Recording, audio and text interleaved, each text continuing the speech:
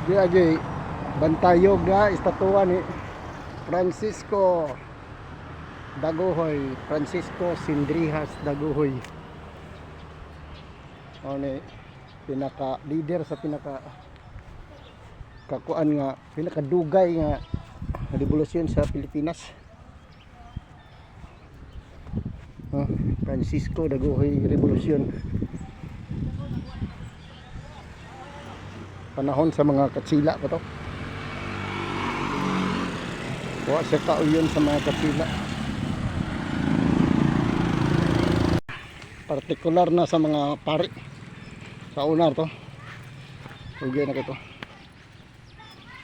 Kay wa gilubong ihang tagai og kanang formal nga ritual sa Katoliko nga lubong ang ihang igsoon namatay o nag-revolusyon siya.